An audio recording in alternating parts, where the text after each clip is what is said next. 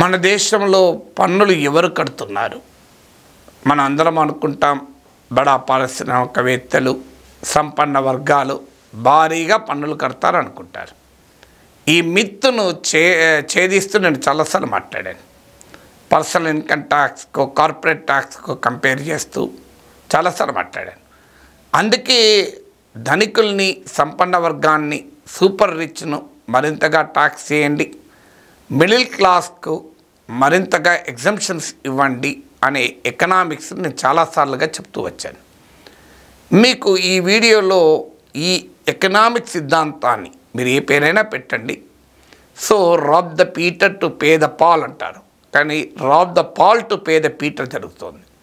పన్ను కట్టాల్సిన వారి నుంచి పన్నులు వసూలు చేయకుండా ఎవరిపైన వసూలు చేస్తున్నారు? మరి ఈ ఎకనామిక్స్ని ఏమందాం అనే ప్రశ్నే ఈ వీడియోలో మీరు చూసే ఫ్యాక్ట్స్. మొదలు పన్నుల్లో నేను చాలాసార్లు చెప్పాను, డైరెక్ట్ ట్యాక్సెస్, ఇండైరెక్ట్ ట్యాక్సెస్, ప్రత్యక్ష పన్నులు, పరోక్ష పన్నులు. సంపన్న వర్గాలు, ఆదాయ వర్గాలు కట్టేవి ప్రత్యక్ష పన్నులు, సామాన్యుడు కట్టేవి పరోక్ష పన్నులు. With in the direct taxes రెండు రకాల పన్నులు ఉంటాయి ముఖ్యంగా, ఇంకా ఇతర రకాలు కూడా ఉంటాయి.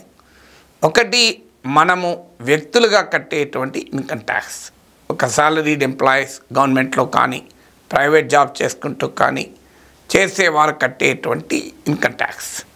రెండవది కార్పొరేట్ ఇన్కమ్ ట్యాక్స్, పెద్ద పెద్ద కంపెనీలు కట్టేటువంటి ఇన్కమ్ ట్యాక్స్. సాధారణంగా వ్యక్తులు కట్టే ఇన్కమ్ ట్యాక్స్ తక్కువ ఉంటుంది, కార్పొరేట్లు కట్టే ఇన్కమ్ ట్యాక్స్ ఎక్కువ ఉంటుంది. మన దేశంలో మొదటి నుంచి కూడా అదే, ఎందుకంటే కార్పొరేట్లకు ప్రాఫిట్స్ ఎక్కువ ఉంటాయి, సామాన్యుడికి ఆదాయాలు తక్కువ ఉంటాయి. కానీ ఏం జరుగుతోంది ఇటీవల కాలంలో? ఇటీవల కాలంలో కార్పొరేట్లకు భారీగా రాయితీలు ఇవ్వడం వల్ల కార్పొరేట్ ఇన్కమ్ ట్యాక్స్ కలెక్షన్స్ తక్కువ ఉంటున్నాయి, పర్సనల్ ఇన్కమ్ ట్యాక్స్ కలెక్షన్స్ ఎక్కువ ఉంటున్నాయి. దీనివల్ల సమస్య ఏంటో కూడా నేను చెప్తాను. మీకు ముందుగా కొన్ని ఫిగర్స్ చూద్దాం. Central board of direct taxes విడుదల చేసిన ఫిగర్స్ని మీరు చూడండి. స్క్రీన్ పైన చాలా క్లియర్గా మీకు ఈ డేటా కనబడుతుంది. జూలై 11, 2024 వరకు అందుబాటులో ఉన్న గణాంకాలు. మొత్తం డైరెక్ట్ ట్యాక్స్ కలెక్షన్స్ ఈ ఫైనాన్షియల్ ఇయర్లో 5,74,000 crores. To be precise 5,74,357 crore. ఇందులో పర్సనల్ ఇన్కమ్ ట్యాక్స్ ద్వారా వచ్చింది 3,46,000 crores. To be precise 3,46,036 crores. Corporate income tax ద్వారా వచ్చింది 2,10,000 crores. ఇంకా కరెక్ట్గా చెప్పాలంటే 2,10,274 crores. This is the data put out by the CBDT, central board of direct taxes.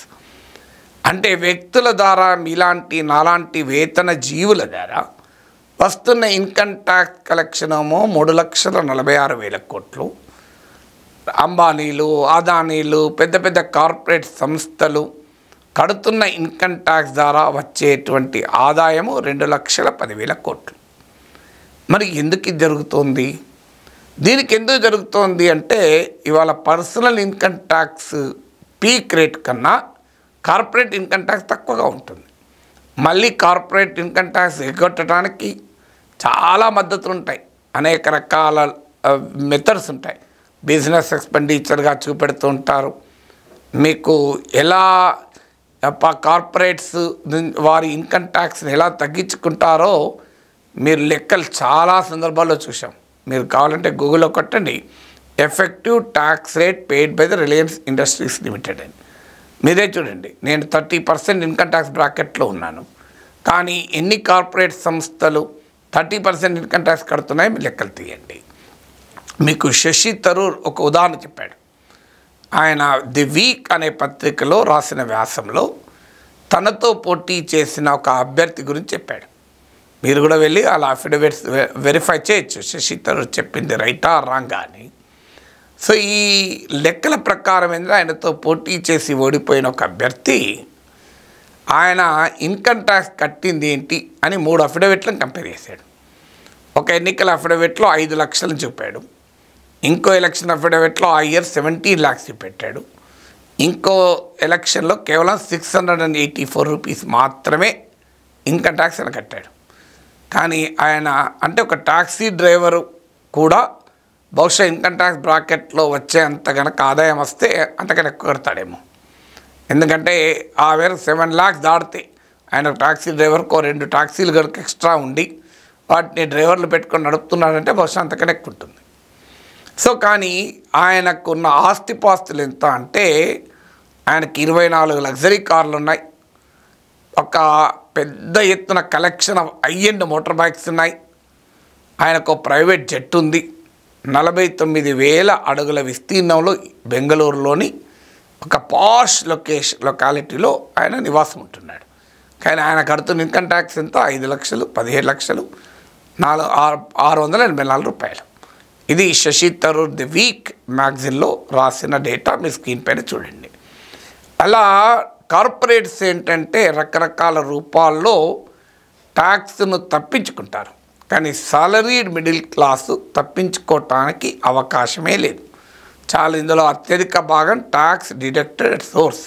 నేను university పెన్షనర్ను, నాకు పెన్షన్ అమౌంట్ క్రెడిట్ అయ్యేదే ఇన్కమ్ ట్యాక్స్ కట్ చేసి అంచనా వేసి వాళ్ళు ఇంత ట్యాక్స్ ఉండొచ్చని వాళ్ళు టీడీఎస్ తీసుకొనే నాకు కట్ చేస్తారు. నాకు సంబంధమే లేదు. వాళ్ళ తర్వాత ఇన్కమ్ ట్యాక్స్ డిపార్ట్మెంట్ చెల్లిస్తారు, నేను తర్వాత ట్యాక్స్ రిటర్న్ సబ్మిట్ చేసి ఇంకా ఎక్కువ ఉంటే ఎక్కువ కట్టాలి, తక్కువ ఉంటే రీఫండ్ పెట్టుకోవాలి. సో అలా సాలరీడ్ క్లాస్కు ఏ రకమైన ఎక్స్పెండిచర్ బుకింగ్కు స్కోప్ ఉండదు. కానీ మీకు వీరికి మాత్రం బిజినెసెస్లో మాత్రం రకరకాల రూపాల్లో ఎక్స్పెండిచర్ బుక్ చేసుకోవటానికి స్కోప్ ఉంటుంది. నేను దాన్ని తప్పు పట్టడం లేదు. కానీ వ్యక్తులపైన పన్ను ఏ స్థాయిలో ఉందో చెప్పడానికి మాత్రమే ఉదాహరణ చెప్తున్నాను. అలాగే కార్పొరేట్లకు ఇన్కమ్ ట్యాక్స్లో రాయితీలు సెప్టెంబర్ 2019లో ఏకంగా భారీగా కార్పొరేట్ ఇన్కమ్ ట్యాక్స్ను ప్రభుత్వం తగ్గించింది. దీనివల్ల లాస్ట్ 5 ఇయర్స్లో కోల్పోయిన ఆదాయం రెవెన్యూ ఫోర్గాన్ ఈజ్ 8,70,000 crores, 8,70,000 కోట్లు. స్క్రీన్ పైన చూడండి ఈ డేటా కూడా. నేను గతంలో కూడా చాలాసార్లు చెప్పాను, పార్లమెంటరీ స్టాండింగ్ కమిటీ చెప్పింది ఒక ఇయర్లో 1,86,000 కోట్ల ఆదాయం కోల్పోయిందని. 5 ఏళ్లలో దాదాపు అంతే వస్తుంది. మీరు నియర్లీ 8.7 lakh crores కార్పొరేట్లకు కేవలం సెప్టెంబర్ 2019లో ఇచ్చిన ఇన్కమ్ ట్యాక్స్ రిలీఫ్ వల్ల కేంద్ర ప్రభుత్వం లాస్ అయిన ఇన్కమ్. మరి మన మిడిల్ క్లాస్కు ఒక్క 50,000 డిడక్షన్ పెంచడం చాలా గగనం. ట్యాక్స్ డిడక్షన్ లేదా స్టాండర్డ్ డిడక్షన్ కాస్తంత పెంచడానికి కూడా వెనకాడుతుంటారు. అంటే మామూలుగా ఉండదు కన్జర్వేటిజం. కానీ వీళ్ళకి ఎంత పెద్ద ఎత్తున రాయితీ ఇస్తున్నారో చూడండి. దీనికి ఫిలాసఫీ ఏంటి అంటే ప్రైవేట్ కంపెనీలకు భారీగా రాయితీలు ఇస్తే వారు ఆ డబ్బును ఇన్వెస్ట్ చేస్తారు. ఇన్వెస్ట్ చేస్తేనే కదా ప్రజలకు ఎంప్లాయ్మెంట్ దొరుకుతుంది. ఎంప్లాయ్మెంట్ దొరుకుతూనే కదా ప్రజలకు ఇన్కమ్ వచ్చేది. ఇన్కమ్ వస్తేనే కదా ప్రజలకు ఖర్చు పెట్టేది. అప్పుడే కదా వర్చువస్ సైకిల్ ఉంటుంది. అంటే ప్రజలకు ఆదాయాలు ఉంటే వాళ్ళు ఖర్చు పెడతారు, ఖర్చు పెడుతుంటే ఎకానమీలో డిమాండ్ జనరేట్ అవుతుంది. థిరిటికల్గా పర్ఫెక్ట్ ఎకనామిక్స్, ఎవరికీ అభ్యంతరం లేదు.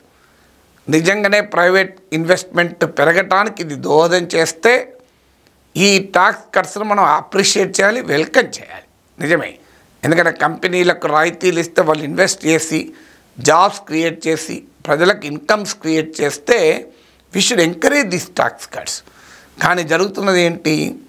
మీరు మళ్ళీ స్క్రీన్ పైన చూడండి. 2014 కన్నా ముందు 10 ఇయర్స్లో 2014-2024 మధ్య కాలంలో ఇన్వెస్ట్మెంట్ రేషియో అది ప్రపోర్షన్ టు జీడిపి 35% నుంచి 29% పడిపోయింది. ఇన్వెస్ట్మెంట్ టు జీడిపి రేషియో అంటారు. ఇది 2014 సమయాన్ని ముందు 35% ఉండే, అది ఇప్పుడు ఎవరేజ్న 29% పడిపోయింది. అండ్ ఇది ఈ గణాంకాలే కాదు, మీకు ఫైనాన్స్ మినిస్టర్ నిర్మలా సీతారామన్ కూడా అనేక సందర్భాల్లో పారిశ్రామికవేత్తల మీటింగ్లో మీరు ఇన్వెస్ట్ చేయడం లేదు అని చీవాట్లు కూడా పెట్టారు. మీకు ఇన్ని రాయితీలు ఇచ్చినా ఇన్వెస్ట్ చేయడం లేదు ఏంటి అని ఆమె తన అసహనాన్ని కూడా ప్రదర్శించింది. ఇక దీనికి ఒక ఆర్గ్యుమెంట్ ఉంది. అమెరికాలో కూడా పర్సనల్ ఇన్కమ్ ట్యాక్స్ కలెక్షన్లు ఎక్కువ కదా, కార్పొరేట్ ఇన్కమ్ ట్యాక్స్తో పోలిస్తే అని ఒక ఆర్గ్యుమెంట్. అమెరికాలో కూడా ప్రో కార్పొరేట్ పాలసీస్ ఉంటాయి నిజమే, కానీ అమెరికాలో 43% of Americans pay income tax. మన దేశంలో 2% మాత్రమే ఇన్కమ్ ట్యాక్స్ పే చేస్తారు. 43% ఇన్కమ్ ట్యాక్స్ పే చేసేటప్పుడు ఆటోమేటిక్గా కలెక్షన్స్ ఎక్కువ ఉంటాయి. అంటే number of people pay income tax ఎక్కువ కనుక, పాపులేషన్లో 43% ఇన్కమ్ ట్యాక్స్ కడతారు కనుక పర్సనల్ ఇన్కమ్ ట్యాక్స్ కలెక్షన్ సహజంగానే ఎక్కువ ఉంటుంది. అందువల్ల 2% మాత్రమే ఇన్కమ్ ట్యాక్స్ కట్టే భారతదేశంతో అమెరికా పరిస్థితి పోల్చలేం. ఇది అబ్సల్యూట్లీ నాట్ కరెక్ట్. స్క్రీన్ పైన చూడండి ఈ డేటా కూడా మీరు. ఇక ఇవన్నీ డైరెక్ట్ ట్యాక్స్ నేను చెప్పింది. ఇక ఇండైరెక్ట్ ట్యాక్సెస్లో ముఖ్యమైనది జిఎస్టీ. ఈ జిఎస్టీ కూడా మీరు చూడండి, జిఎస్టీ ఇన్కమ్ ట్యాక్స్ అన్నా నీ ఇన్కమ్ను బట్టి స్లాబ్ ఉంటుంది. ముందు కొంత 7 lakhs వరకు అసలు ట్యాక్సే పడదు, తర్వాత అయినా నీ ఈ ట్యాక్స్ని బట్టి 10, 20, 30 ఇలా చేంజ్ అవుతూ ఉంటుంది. కానీ జిఎస్టీ అలా సంబంధం లేదు. నేను ఒక టూత్పేస్ట్ కొన్నా, నా డ్రైవర్ ఒక టూత్పేస్ట్ కొన్నా, లేదు ఒక మల్టీ బిలియన్ గౌతమ్ అదానీ వాడే టూత్పేస్ట్కైనా జిఎస్టీ ఒకటే, తేడా ఏం లేదు. నేను నెయ్యి కొన్నా, గౌతమ్ ముఖేష్ అంబానీ నెయ్యి కొన్నా మీకు జిఎస్టీ ఒకటే, తేడా ఏమీ ఉండదు. సో అందువల్ల మీకు ఈ జిఎస్టీ, నేను కూల్ డ్రింక్ తాగినా, గౌతమ్ అదానీ కూల్ డ్రింక్ తాగినా మీకు దానిపైన ఇన్కమ్ ట్యాక్స్ అనేది ఒకటే. నేను టీ తాగినా, లేదు అనేక కంపెనీలు ఉన్న టాటా సన్స్ CEO టీ తాగినా కట్టే జిఎస్టీ ఒకటే, తేడా రాదు. అంటే అర్థం ఏంటి? జిఎస్టీ పేదవాడికైనా, సామాన్యుడికైనా, సంపన్నుడికైనా ఒకే రకమైన ట్యాక్స్ ఉంటుంది. It doesn't discriminate. Ambani, Mukesh Ambani వెళ్ళే కారులో పెట్రోల్ పోయించితే ఒక రకమైన ట్యాక్స్, నాగేశ్వర్ కారులో పెట్రోల్ పోయిస్తే ఒక రకమైన ఎక్సైజ్ డ్యూటీ ఉండదు, సేమ్ ఉంటుంది. మీకు ఉదాహరణకు టీ పైన 5% జిఎస్టీ, గీ నెయ్యి పైన, నెయ్యి లగ్జరీ మన దేశంలో ఇంకా, అందుకే 12% ఉంటుంది. టూత్పేస్ట్ ఇంకా లగ్జరీ, కావాలంటే వేప పుల్లలతో తోముకోండి, అది 18% జిఎస్టీ ఉంటుంది టూత్పేస్ట్ పైన. మీకు cool drinks super luxury 28% tax ఉంటుంది మీకు జిఎస్టీ దానిపైన.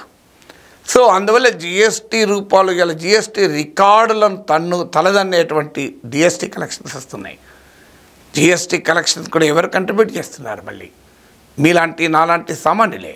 ఎందుకంటే సంపన్నులు ఎంత నెయ్యి తాగుతారు, ఎంత టీ తాగుతారు, ఎన్ని టూత్పేస్ట్లు వాడతారు, మనం వాడినంత వాడరు కదా.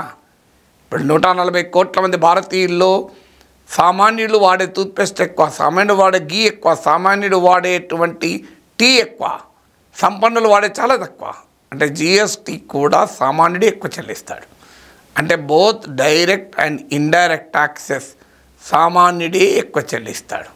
కానీ సామాన్యుడికి కాస్తంత రాయితీ ఇస్తే సంపన్న వర్గాలు, వారి ప్రతినిధులు టీవీ కెమెరాల ముందుకొచ్చి అందమైన సూట్ వేసుకొని బ్యూటిఫుల్ ఇంగ్లీష్ మాట్లాడుతూ the economy will go to dogs, what is this populism, what are this freebies, how will economy నాశనం అయిపోతుంది అని ఎక్కడ లేని ఉపన్యాసాలు మనకిస్తారు. కానీ ఈ గణాంకాలు వాళ్ళకు తెలియదు కాదు. కానీ where does you stand, నీ వైఖరి ఎటువైపు అనే దాన్ని బట్టి మాట్లాడతారు. అందరూ ఇంటలెక్చువల్సే, కానీ నీ ఇంటలెక్ట్ ఎవరి కోసం వాడతావు అన్నదే పాయింట్.